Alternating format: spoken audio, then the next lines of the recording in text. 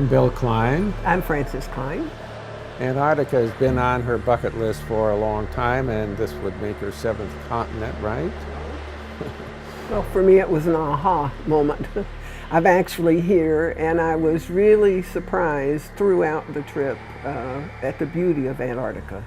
I had not anticipated that the snow and the mountains and the ice and icebergs would be so beautiful, but it was the scenery was spectacular.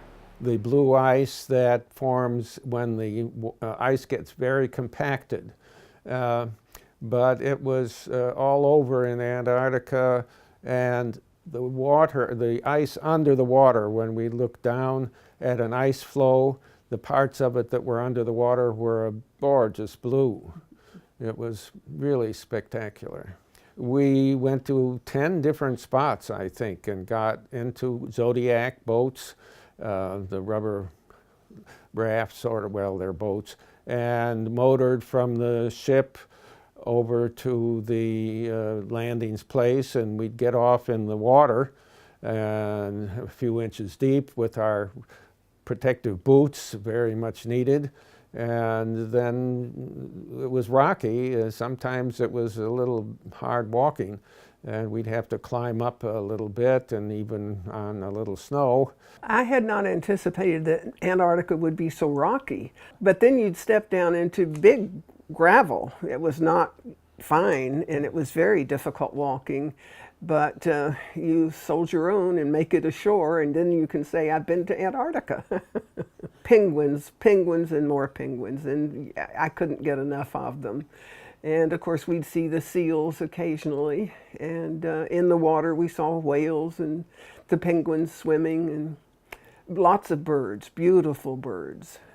It was a big production to get ready to go out in those Zodiacs. You had to wrap up and get as warm as you could, and then you had special boots that you had to put on, and they were very careful about our clothing. They inspected anything we brought from home for any possible lint or insect or plant material, because they did not want to take anything foreign into Antarctica. About a half hour before, they would announce on the loudspeakers when we were to be down at the boarding place, and about half hour before we would start putting on all the gear we had to put on, including these jackets, and they have a very warm liner. This one doesn't happen to have it, but and zip up and put down the hoods. And the first time I went down, I covered my face with a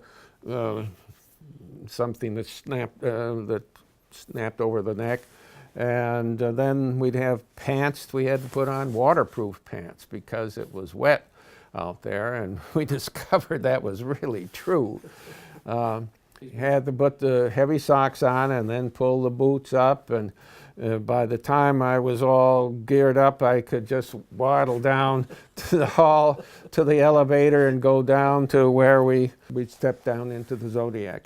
And but then coming slide and across. going onto the Zodiac, you had to step into a disinfectant pan. Oh, yes. And they really wanted you to slosh around in that to get anything off your boots. They were so cautious about and when we bringing anything in. When we got back from the shore excursion, we had to go to the mud room, and they had hoses that we could turn on and wash off our boots and anything else, and make sure there was no mud left, including big brush things we could slide our boots into and scrub them around so the mud would get off. But another time we went into a caldera of an almost extinct volcano, and there was a very hot area from the magma down below, and people took off all their clothes except their swimsuit and went swimming in the water. We did not. And Kent Kaufman, our guide from Ising's Travel, went and dove into the water and swam out a little bit. it was a polar bear. The wildlife was just something. We enjoy traveling, we enjoy nature. We prefer nature to the big cities of Europe, for example. And to be down there where the wildlife is so prevalent and quite varied, and to get up close to it was really very special. On one excursion, I had gone alone and I was sitting on the shore just admiring the scenery, which was really awesome. And I heard the crack and looked up, and an iceberg was calving. And it was a good size, not huge, but it was a good size, and we could see the thing fall. And the naturalist who was there got very excited and said, "Get the boats out, get the Zodiacs out in the water, and please, everyone who's on the shore, move way back. We may have a tidal wave." Well, it didn't happen, but that was really exciting.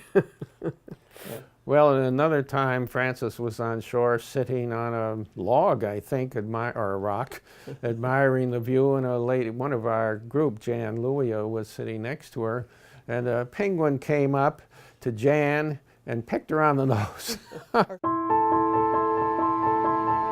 Well, it turned out to be very worthwhile for me.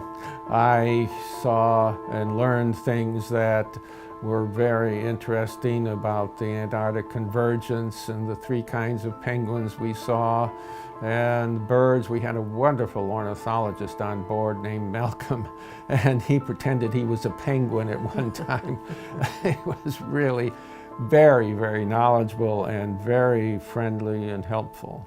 And it was indeed the chance of a lifetime. It was wonderful. It's off my bucket list, and it was a marvelous experience. The most memorable moment for me was probably when I actually put my feet on the continent of Antarctica. It was something I had never thought I'd really get to do, and I was there.